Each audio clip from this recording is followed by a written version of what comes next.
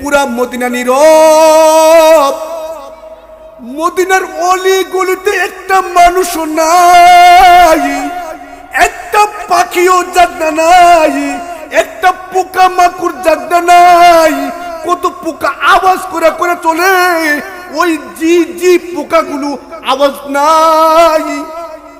পাখিগুলো নিজ বাসায় ঘুমায়, মানুষগুলো নিজ নিজ ঘরে আরাম। পুরা মদিনা নীরব নিস্তব্ধ, কোনো আওয়াজ নাই। এমন সময় ওই গোপন জায়গা থেকে সেদিনা ওমর তাকায় দেখেন চাদর মুড়ি দেওয়া একটা যুবক হাঁটি হাঁটি পা পা করে বৃদ্ধা মহিলার দরজায় এসে দাঁড়ায়। সেই খলিফাতুল মুসলিমিন ওমর, উনি তখন খলিফা না, মুসলিম বিশ্বের প্রথম খলিফা সাইয়েদনা আবু বকর রাদিয়াল্লাহু তাআলা আনহু। উনি প্রথম খলিফাতুল মুসলিমিন। উনি খেলাফতের দায়িত্ব পালন করছেন। এমন সময় একটা সিস্টেম চালু করলেন, একটি খাতা বানাইলেন। ওই খাতার মধ্যে যারা দুর্বল, এলাকার দুর্বল মাজুর, নিজের কাজ নিজে করবার পারে না, এমন ব্যক্তির লিস্টি প্রণয়ন করতেছেন। হাল খাতা বানাইছেন, এই তোমরা খবর পাঠাও এই এলাকায় কয়জন মাজুর প্রতিবন্ধী আছে, দুর্বল আছে, নিজের কাজ নিজে করবার পারে না, এলাকা ভিত্তিক নাম লেখায়া যাও। ওই খাতায় নাম লেখা দেখা দেখা যারা সবল, যারা শক্তিশালী, যারা দুর্বল না, যারা ভালো, ওই ভালো মানুষগুলো ওই এলাকার দুর্বল যারা, তাদেরকে সেবা করবে, তাদেরকে খেদমত করবে। এরকম সাইয়েদনা আবু বকরের জামানায় এরকম খাতা লিস্টি তৈরি করছেন।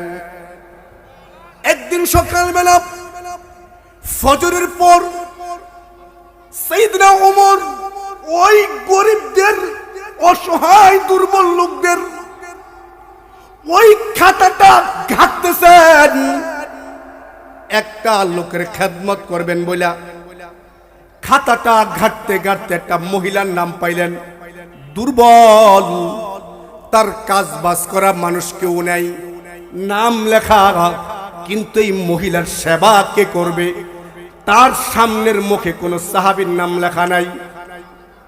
তার ঘরের কাজ কে সামলাবে? তার দায়িত্ব কোন ভালো সাহাবী, সবল সাহাবী নাম দায়িত্ব নিছেন, তার নামটা সামনে লেখা নাই। খলিফাতুল মুসলিমিন আবু বকরের জামানা চলছে। ওই সময় ওমর ওই নামটা সেখান থেকে ঠিকানা নিয়ে ফজরের পর পর ওই বৃদ্ধা মহিলার বাড়িতে গেছেন, জয়া সালাম দিচ্ছেন। সালাম সালাম দিয়া মহিলা যে কে আসছেন আপনি? বলে আমি ওমর। কেন আসছেন? আপনার খেদমত করতে আসছি। আপনি দুর্বল, ও মা আপনার কাজটা কি? ওই মহিলা পর্দার আড়াল থেকে বলে ওমর আমার ঘরটা ঝাড়ু দেওয়া, দূরে কূপ থেকে পানি আইনা দেওয়া। আমি দুর্বল মাজুর, কাপড় ধুইবার পারি না, কাপড়গুলো ধুইয়া দেওয়া, এগুলো আমার কাজ। সাইয়েদনা ওমর বলে আমি কামগুলো করতে আইছি, সুযোগ করে দেন। এই কথা বলতে দেরি পর্দার আড়াল থেকে আর নারীটা বলে ওমর আপনার খেদমতের প্রয়োজন নাই, আপনার কাজের প্রয়োজন নাই। আমি যা যা কাজ চাইতেছিলাম, একটা যুবক আইসা, একটা লোক আইসা সকালবেলা আমার কাজগুলো পরিপূর্ণ সম্পূর্ণ করে দিয়া চলে গেছে গা। এই মুহূর্তে আমার খেদমতের প্রয়োজন নাই। কিন্তু এই মহিলার কাজটা কে করবে খাতায় লেখা নাই, কিন্তু মনে আছে কথা আপনাদের? লেখা নাই। সাইয়েদনা ওমর তো এই জন্য আসছেন কাজ করতে, নাম তো লেখা নাই সেখানে। ওই মুহূর্তে সাইয়েদনা ওমর জিজ্ঞাসা, মা আপনার কাজগুলো কে করতে আসছে, নাম কি তার? ওই মহিলা বলে ওমর নাম তো আমি বলি নাই, জিজ্ঞাসা করি নাই, উনিও নাম বলে নাই। সাইয়েদনা ওমর টেনশনে পড়ে গেলেন, তার কাজ কে করে দেন, নাম বলে না। সাইয়েদনা ওমর দ্বিতীয় দিন ফজরের নামাজ আগ মুহূর্তে এখনো জামাত দাঁড়ায় না, তাহাজ্জুদের নামাজটা পড়ে বৃদ্ধা মহিলার বাড়িতে চলে যান। বৃদ্ধা মহিলার বাড়ি থেকে সালাম দিলেন, সালাম দেয়া যে মা গো আপনি আড়াল হয়ে যান, আপনার ঘরের কাজ করতে আসলাম, ঘর ঝাড়ু দিতে আসলাম, কাপড় পরিষ্কার করতে আসলাম, আপনার পানি আনতে আসলাম, আপনি আড়াল হয়ে যান। এই কথা বলতে দেরি ওই মুহূর্তে মহিলা পদ আড়াল থেকে বলে, ওমর আপনি দেরি করে ফেলছেন, আপনি এই রাস্তা দিয়ে আসছেন, এই মুহূর্তে আমার কাজগুলো করে দিয়া পিছনে রাস্তা দিয়া যুবকটা বের হয়ে গেছে গা। দ্বিতীয় দিন ওমর কাজটা করতে পারেন নাই, কিন্তু যুবকটাকে তাও বের করতে পারেন নাই, জানতে পারেন নাই। তৃতীয় দিন ওমর মাগরিবের নামাজটার পড়ার পর এশারের নামাজটা পড়া বৃদ্ধা মহিলার বাড়িতে চলে যান। বৃদ্ধা মহিলার বাড়িতে যাওয়ার পর আজকে বৃদ্ধা মহিলাকে ডাক দেন নাই, কোনো আওয়াজ নাই। বৃদ্ধা মহিলার বাড়ির কিনারায় একটি গোপন জায়গা বানায়া সেখানে চাদর মুড়ি দিয়া সাইয়েদনা ওমর দাঁড়িয়ে আছেন। উনি তথ্য বের করবেন এই যুবকটা কোন যুবক, নাম জানে না, নাম প্রচার করে না, নাম লেখা নাই, এই খেদমতটা কে করে, ঘর ঝাড়ু দেয়, কাপড় চোপড় ধুয়া দেয়, পানি আইনা দেয়, বৃদ্ধা মহিলার থালা বাসন পরিষ্কার করে দেয়, এই যুবকটা কে? সাইয়েদনা ওমর খুঁজে খুঁজে বের করবেন, তাই তার অপেক্ষায় ওই গোপন জায়গায় গিয়া চাদর মুড়ি দিয়া উনি দাঁড়িয়ে আছেন। ধীরে ধীরে গভীর রাত্র হচ্ছে, পুরা মদিনা নীরব, মদিনার অলি গলিতে একটা মানুষও নাই, একটা পাখিও জাগনা নাই, একটা পোকা মাকুড় জাগনা নাই।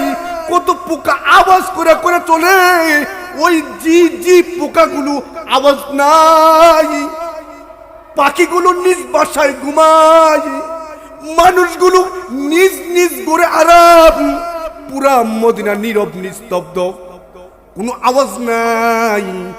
এমন সময় ওই গোপন জায়গা থেকে সাইয়েদনা ওমর তাকায় দেখেন চাদর মুড়ি দেওয়া একটা যুবক হাঁটি হাঁটি পা পা করে বৃদ্ধা মহিলার দরজায় এসে দাঁড়ায়। বৃদ্ধা মহিলার দরজায় দাঁড়ায় আওয়াজ করতে দেরি, ডাক দিবেন, এমন সময় ওই গোপন জায়গা থেকে একটা চিৎকার দিয়া বলে, মান আনতা, কি আপনি?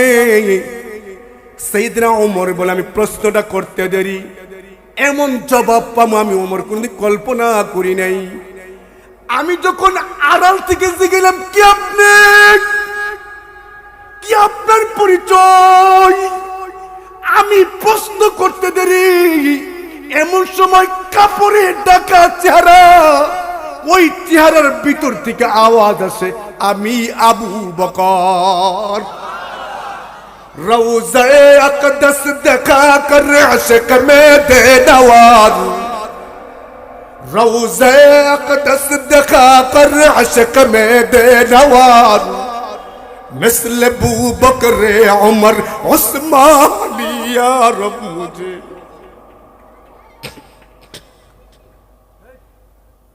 मिसल अबू बकर उमर उस्मान या रब मुझे। সাইয়েদনা ওমর বলেন, আমি তো ভাবতে পারি নাই বর্তমান সময়ের রাষ্ট্রপ্রধান আবু বকর, আল্লাহু আকবার, খলিফাতুল মুসলিমিন আবু বকর বৃদ্ধা মহিলার ঘর ঝাড়ু দেয়, বৃদ্ধা মহিলার কাপড় ধুয়া দেয়, বৃদ্ধা মহিলার থালা বাসন মাজা দেয়, বৃদ্ধা মহিলার পানির মশক মাথায় করে করে দূর থেকে পানি আইনা খেদমত করে, অথচ খাতায় নাম লেখা নাই। ওই সময় আবু বকরকে ওমর বলে, ওমর সাইয়েদনা ওমর আবু বকরকে বলেন, সরদার এই কাজটা বুঝি আপনি করা লাগে? এই কাজটা বুঝি আপনি করা লাগে, এটাকে আমাকে দিলে হয় না? এই কথা বলতে দিলে আবু বকর বলে, ওমর আমার কি আখিরাত নাই রে ওমর? আমার কি কবর নাই রে ওমর? আমার কি সুয়াল জবাব নাই রে ওমর? আমার কি জান্নাত লাগবে না রে ওমর? আমার নিজের আখিরাত কামানের লাগা নাম লেখা ছাড়া আমি এই কাজগুলো করতেছি ওমর রে। এমন সময় ওমর তাকায়া দেখে সাইয়েদনা আবু বকরের পায়ে জুতা নাই। আজকে আমাগো নেতা গরে হাজার হাজার সুট কাপড় পাওয়া যায়, ঠিক না বে ঠিক? একটা পাতি নেতা ভাই, পাতি নেতা, ওর 100 জামা, 200 জামা, 300 বিবিল জামা। একটা পাতি নেতা, আমার আপনার কষ্টে জড়ানো টাকার ট্যাক্স দিয়া চলে।